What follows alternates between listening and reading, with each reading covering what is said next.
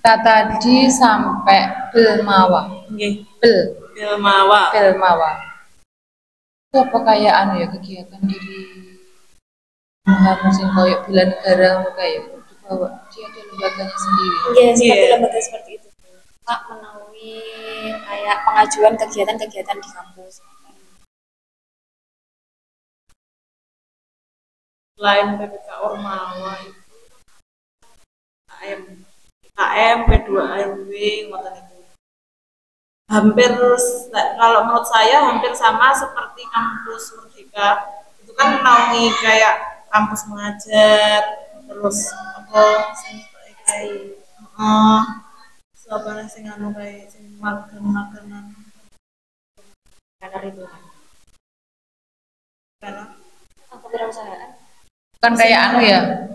Itu bukan sing setoke sing malah sing dibuat piye ya kaya Agustina kae Roh Agustina ndak? ada toh entrepreneur juga. Ada di kampus Merdeka itu namanya ya magang kewirausahaan.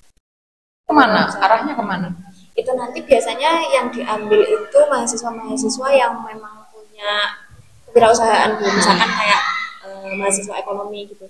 Nanti itu mereka terjunnya misalkan kayak di pabrik, terus di UMKM gitu. Iya ya. Soalnya ini ya. Sekarang tuh banyak mahasiswa yang punya mereka mahasiswa tapi mereka punya kayak side job misalnya jualan dimsum atau mungkin otak-otak atau bakso basreng itu mereka juga sudah masih muda-muda tak itu tuh mereka sudah bisa mengurus sampai ke hak paten seperti Iya. itu tuh arahnya Iya. ke situ. Tapi mungkin media sosial juga bagus ya pinter-pinter ngoten loh sudah sampai ke sana itu berarti kan sudah cepet pinter. Entrepreneur itu kan membuat dia di usia muda itu mandiri secara finansial. Kalau sampai apa side jobnya? Kalau saya untuk sekarang memang lagi fokus untuk kuliah saja sih. Habis ini mau S2? Belum tahu kalau itu nanti kalau ada rezekinya gitu. Kalau ada rezekinya terus diberi hidayah untuk melanjutkan S2 bisa dipilih. Koyo iki lagi enak-enak ngurus skripsi kayak mau gitu toh ya. Iya, skripsi itu memang prosesnya ya dia tuh harus dikerjakan, intinya dikerjakan aja nanti mintanya desain apa nanti kita olah data kayak gitu tuh. Yang mungkin capek itu ngolah data kadang masih ditolak. Iya. Seperti itu. Belajar loh, belajar. Bang ya kita sudah berusaha untuk baik, kadang kita ditolak sama orangnya tuh baik kita itu tidak diterima baik. Nah itu penolakan itu kita latihan. Beratnya ya di itu kalau kamu nggak kuat, biasanya nggak bisa selesai itu skripsi. Kalau skripsi nggak kuat, besok udah nggak ada temen yang tambah males itu. Kan harusnya kamu melihat dunia luar, aku kerja apa ya. Memang guru itu memang harus kalau di sekolahan ya seperti ini berangkat pagi. Kalau kebetulan ini kan di SDI ya pulangnya pasti harus libur. Tapi sebenarnya kalau menjadi guru itu sebenarnya tidak harus di lembaga seperti ini. Kalau misalnya di bimbel juga termasuk bisa ya. Dan kalau secara ekonomi memang di bimbel lebih menggiurkan dibanding di sekolahan, tapi mungkin jabatannya yang beda. Sampai karek tinggal ambil yang mana, cari pengalaman dulu, cari uang atau sampean untuk long. Nah, kalau long berarti sampean harus memikirkan side job, side income selain ini tuh apa? Karena perempuan skincare mahal loh. Iya kan? Masa iya jilbab kita nggak ganti-ganti? Oh tapi ini juga nggak ganti. Ini udah jadul banget tapi ini anti. Kayak ini itu nggak gampang berut-berut. Ada brand apapun kalau ini dipakai itu tetap bisa tapi lumayan mahal. Kita butuh ya jilbab. Terus kita tuh di mana-mana mau acara atau apa masa sih kita nggak pakai produk sunscreenan buat dilindungi kulit kita karena masa iya sih yang kita lindungi cuma dari dalam dan dari luar iya ya kan coba nggak kamu rawat usia 40 pasti kamu udah kayak usia berapa sekarang sampai kalau lihat itu banyak kan yang sudah sadar dengan skin barrier-nya nggak harus mahal sih yang penting rawat aja pakai apa? Saya pakai Wardah. Pakai apa? Kalau saya wadah, tapi cuman nggak semuanya wadah. Ada yang produk lain gitu. Sampingnya saya pakai Azarin. Nah itu, kan pakai apa? Wadah apa ya? Oke. Kayaknya pakai skin beauty. Kalau bedanya saya kali fiksi. Maksudnya sih, oke lah gitu. Nah, kalau yang ini kalau udah nyebut yang tadi, Aku juga masih baru ini kok Bu. nanti hati-hati loh. Kalau kamu membiasakan nutrisi ke kulit kamu itu bagus, nanti diajak dia itu tirakat itu juga susah jadinya. Medon titik ya kan. Iya. Kalau saya itu dari mbah-mbah saya itu kan dari itu selalu ada. Masih habisnya setahun selama belum expired dia tetap ada di meja saya. Yang milk cleanser bengkoang itu ada. Kalau sudah mau expired baru kita pakai body. Tahu? Buat tangan karena itu pengaruh sekali. Ini pernah dulu pengaruh loh, sampai perhatikan itu ya. Ini kalau nggak dikasih itu beneran rajin bendina sama ndak, rajin bendina ndak. Kalau buatan Ini rajin. Nah, itu mungkin ini nanti jadi hari ini obrolan mungkin bisa jadi hidayah buat sampean ya Mbak ya. Iya loh, kita masih random kita ngomongin apa, yang ngomongin kuliah iya, ngomongin yang lain ke kita juga iya, karena perempuan ini paling yang suka-suka mungkin biasanya mbak-mbak ya nonton. Karena apa? Usia saya mungkin 2 kali lipatnya sampean ya. Ini berarti secara kolagen itu produksinya juga semakin menurun. Ini kalau nggak dibantu dari luar, parah. Sama ini Smile ini sama yang ini. Kayak ini. Kalau ini kan bawaan ya, ini nggak bisa ini kalau diapain. Sama ini nggak sama. Dan dulu ada itu nggak bisa. Ya nggak bisa itu ya nggak bisa dipaksakan. Nggak harus operasi itu nggak bisa kalau saya. Operasi itu bikin ketagihan kan. Kurang gitu. Manusia selalu kurang. Gak usah aja. Mending buat umroh aja kalau punya uang gitu ya. Ini dirawat aja. Kalau nggak dirawat di usia saya itu kelihatan sekali. Saya aja sih sudah berusaha dan masih kelihatan, apalagi tidak dirawat gitu. Makanya baju-baju seperti itu perlu. Apalagi kalau guru itu kita kalau ketemu orang harus energinya positif ya. Dan kita kantongnya kering energi positif langganan. Energi positif dari lipstick, dari bedak parfum, masih parfum 10.000 ya enggak apa-apa. Ada kan saya pakai yang parfuman yang murah roro 10.000 itu. Kan saya pengen ngamuk astagfirullahaladzim gitu ya. Kita astagfirullah dari luar gitu, kita oles parfum. Kita kayak berasa di hutan atau di mana, iya ada apa gitu kan, karena masa iya sih kita jadi singo di depan orang. Iya kan, pasti itu nggak bisa, kasihan orang itu sudah berjuang. Mereka berjuang pastinya secara ekonomi itu nyari uang sekarang susah, apalagi secara ekonominya agak susah ya. Semuanya itu merasakan bagaimana nyari uang nggak semudah dulu, kecuali mereka yang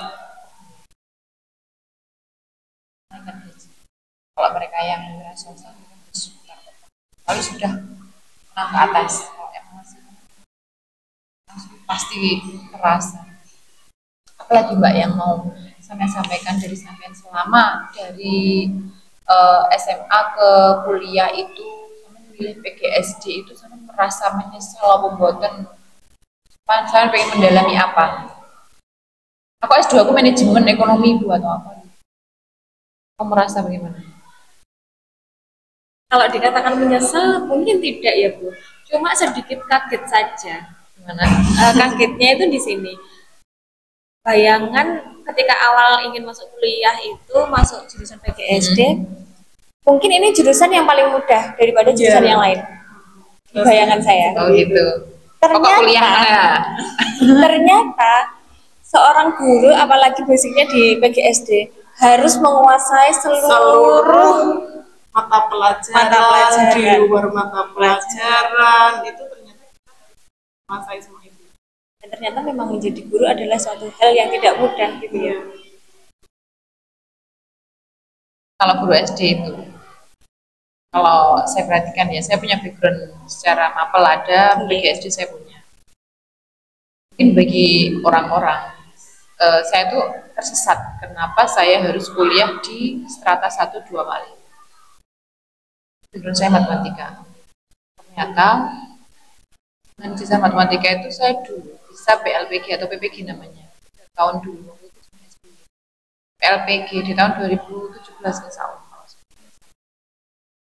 Dengan ijazah matematika dianggap serumpun dengan ijazah PGSD. Dan dari situ saya berterima kasih, saya bersyukur sama Allah saya bisa PLPG dengan ijazah saya yang matematika. Logikanya kenapa matematika dianggap serumpun dengan PGSD? Karena ijazah matematika ya kan? Tetapi di hati saya punya kerentek kalau memang saya ini bisa lolos PLPG sampai saya bisa cair sertifikasi. Saya ingin memperdalam keilmuan tentang PGSD saya. Karena apa? Ketika saya sudah menjadi guru SD, sementara saya backgroundnya matematika, berarti kan lebih ke SMP SMA. Jadi secara dasaran ilmu saya ingin memperdalam. Meskipun saya sudah tua, apa saya memperdalam? Saya ambil kuliah yang karena sudah ngajar ya, kan? Dari situ saya jadi banyak tahu ya saya mengingat kayak misalnya teori belajar, semuanya saya kayak kembali mengulang memori. Kemudian ada lagi contohnya inklusi. Itu inklusi kalau di mata kuliah saya cuma kayak psikologi sekedar lewat gitu. Di situ didalami. Kita sama. Jadi orang-orang kamu tersesat buang-buang waktu, enggak, saya dapat ilmu. Apa itu nyari ilmu? Allah sudah memungkinkan saya, sudah mempercayai saya bisa ikut PLPG. Apa salahnya saya menghabiskan uang saya yang mungkin 1 tahun sertifikasi itu untuk memperdalam keilmuan saya, karena saya akan pegang anak-anak SD. Karena pegang anak SD dengan anak SMP itu berbeda. Dan menjadi guru SD itu ngabai sembarang ikut tuh bisa. Nah itu yang awalnya kaget itu. Meskipun kaget, yang tapi itu jadi penyemangat karena memori kita dituntut untuk sering ingat. Bayangkan saya ya waktu itu ngajar tentang kerajaan. Ada satu pertanyaan menurut saya, namanya kerajaan itu ada kayak peninggalan-peninggalan sama. Di situ ada materi untuk agama. Terkait Hindu Buddha, ciri-ciri ada candi yang untuk Hindu sama Buddha itu cirinya seperti itu. Tanyalah, tanya Bu, iya. Bu, Candi Borobudur loh Bu, kalau ada gempa, kenapa dia tidak protol dan roboh? Klaimnya apa Bu? Zaman dulu apa sudah ada semen Gresik? Mikir kan. Biasanya jawab apa kalau tanya seperti itu? Kita kan ngasih tahu ciri-cirinya Hindu sama Buddha. Bisa bayangkan aja pertanyaan ya. Samen kira-kira jawab apa Mbak Elda? Luar ekspektasi kita. Jawab apa Mbak Elda? Ya mungkin susunan atau tatanan dari batu-batu di Candi Borobudur itu dibangun secara simetris, pada akhirnya mereka itu tidak goyah ketika ada gempa mungkin. Kamu apa Mbak Iklima? Saya belum benar Aku mikir itu rumah mbah saya akhirnya itu langsung mbah saya itu rumah zaman Buin Bale. Itu kalau dilihat kan nggak ada paku-paku, cuman dia kayak kayu diselopok-selopok. Saya inspirasinya dari situ. Itu kan dipahat, nah mereka bisa nata, nah itu biar dia tidak geser, itu dikasih kayak cekungan itu atau mungkin lubang itu yang membuat mereka saling terikat satu sama lain. Aku pas ke sana nggak ada semennya loh Bu, kok bisa ya Bu itu Bu? Lah kok bisa itu kan di candi itu kan kayak itu nggak geser loh Bu. Oh ya pracepot ya Bu naik gempa. Ya itu ada ikatannya itu dari tatah-tatah, mereka bisa relief, berarti mereka bisa natah dong. Itu ya Bu ya. Iya pertanyaan itu terus mereka tuh random karena mereka ada yang suka baca. Iya. Lalu sekarang aja nerangnya tata surya itu bisa bilang gini kok. Bu, jere lek HP ditok nih selama sekian nih bisa lihatan mau Bu. Milky Way. Rupanya apa Bu? Milky Way, padahal kita kan ngasih tahu planet itu MVP Mai itu dulu ada Pluto gitu kan dengan ciri-ciri Laksi Bima Sakti itu sudah luas materi. Apa Bu? Bu alien ini delik di mana Bu? Kayak gitu. Ada banyak. Sama ngarep ngepot neneng di jawaban itu bagus. Kalau sampean sampai bilang, tidak boleh tanya aneh-aneh, itu mematikan nalar mereka, kreativitas mereka. Alien itu ada Bu. Nah, kita sinkronkan kemana itu sebenarnya. IPA tidak menjelaskan secara Islam ya, kita percaya kalau dia adalah makhluk gaib ya kemana-mana. Nah, yang biasanya dipakai untuk landasan pertanyaan aneh-aneh itu kayak gitu. Ada yang bilang, "Wah, aku mah kok lihat anak kecil." Kalau sekarang kan banyak. Kalau sekarang tuh banyak. Bahkan ada anak yang ini semuanya rame, tangan tuh tidak bisa bergerak. Enggak ada loh. Mungkin secara fisik. Kenapa ya Cahku kok aneh? Udah di sini dia lihat atas. Punya itu, lihat atas, dia lihat kemana-mana. Berarti dia sedang berada di dunia lain yang dia. Oh, disuruh gerak nggak mau gerak, bukan dia kram. Karena ada kayak kemampuan. Pernah ngalami kayak gitu. Itu kok di luar nalar, tapi saya harus menyadari. Saya harus bersikap bijak meskipun bulu kuduk berdiri, jalan lebar kayak gitu. Itu sing kayak misalnya bocah dikondisikan susah itu juga masalah ya, bagaimana kita mengkondisikan. Ada lain ketika kita anak yang apa ya, dia inklusi ya jatuhnya ya, apa ya, dia punya pandangan lain kita nggak lihat, dia lihat, itu juga menjadi gimana ya kita mengkondisikan. Itu harus banyak sekali. Belum lagi kita mau ngajar enter sing mantu hang dingduk gimana cara belajarnya, atur strategi lagi.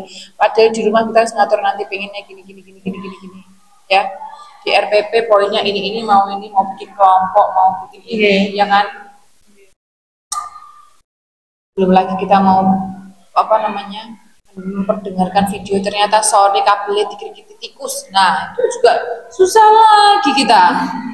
Bu nggak kedengeran Bu, apa Bu kabeh ning ngomar pombro-pombroan wes ndak kondisi lagi. Kita punya apa ya, ide-ide sing agak-agak di luar standar RPP itu kadang. Biar apa? Biar anak-anak itu tetap bisa mempelajari apa yang ada. Sama selama di sini bagaimana kesannya? Di SD ini memang jadwalnya padat loh, sama tidak kaget? Oke, kalau dikatakan kaget memang kaget Bu. Apalagi mendapatkan cerita dari teman-teman yang PLP di SD-SD lain, mereka di jam 11:30 sudah pulang, sedangkan di sini kita pulangnya 1:30. Mereka masuk jam 8, kita sebelum jam 7 sudah standby di sini gitu. Memang sedikit apa ya namanya? Kalau dikatakan capek, memang lebih capek di sini daripada di SD lain. Cuma untuk hal baiknya adalah di saat teman-teman tidak mendapatkan pembelajaran yang kita dapatkan di sini, kita dapatkan. Misalkan di SD teman-teman itu tidak ada salat duha, tidak ada membaca yasin, tahlil, mengaji dan lain sebagainya. Kita dapat. Kita bisa lebih banyak tahu tentang bagaimana ternyata pengondisian anak-anak di kelas 1, 2, 3 dengan anak di kelas 5, 6 itu seperti ini. Bedanya seperti ini. Skill yang harus kita butuhkan untuk mengkoordinir anak di kelas 1 itu seperti ini, skill yang harus kita butuhkan untuk mengkoordinir anak di kelas 5 itu seperti ini. Itu nilai plusnya sih Bu, dalam arti tidak ada yang sia-sia ngoten. Maksudnya energi, waktu yang kita keluarkan lebih, otomatis yang kita dapatkan juga lebih. Kita usahakan seperti itu. Kalau memang kalau masuk lembaga itu ya sama harus tahu kayak apa di situ, biasanya bisa bayang. Kalau enggak itu buat bekal. Mungkin nggak enak ya kalau kamu nggak pernah ngerasain berangkat pagi pulang siang, memang nggak enak. Saya tahu justru dari ketidakenaan itu akan mengapa kamu nanti, kamu mungkin bisa memilih kamu nanti bagaimana, harus di mana, itu bisa memilih. Maaf ya karena saya memang ya tugasnya seperti itu, bisa jalankan. Dan saya tahu kalau sampean beban sekian memang berat waktu itu, mungkin saya maklum berat. Lagi pikirnya dari UBI ya, itu pasti berat. Bisa menyerap hal yang baik dan bisa menjadi bekal sampean, tidak cuma menjadi guru tapi mungkin karena kita backgroundnya ini kan Islami ya kan, kebetulan kan Mbak bapak-bapak semuanya Islam, bisa dipakai untuk bekal sampean menjadi sekarang itu. Banyaknya mabar media sosial, TikTok yang bisa mereka akses itu ya. Pendidikan keagamaan itu menjadi benteng supaya apa? Biar tidak gampang terbawa arus. Kalau ada masalah, kalau kita dekat sama agama itu mungkin gampang lost, mungkin minum ke drugs atau ke yang lain, ke pang itu buatan. Karena dia ingat bahwasanya ada Allah, sudah mencoba semaksimal mungkin yang tidak sesuai, mereka akan kembali ke Allah karena mereka punya iman di dalam hatinya. Kalau mereka sampai tua. Mohon maaf ya kalau saya menyita waktunya hari ini ya. Karena saya ini ngobrol, gabus mengajar itu apa, ternyata sampai kemana-mana, sampai ke skincare tidak apa-apa ya, karena memang kami perempuan ya memang seperti itu. Anak-anak SD itu sekarang sudah mulai melek apa namanya skincare, minim sunscreen sama hand body, mereka udah mulai melek.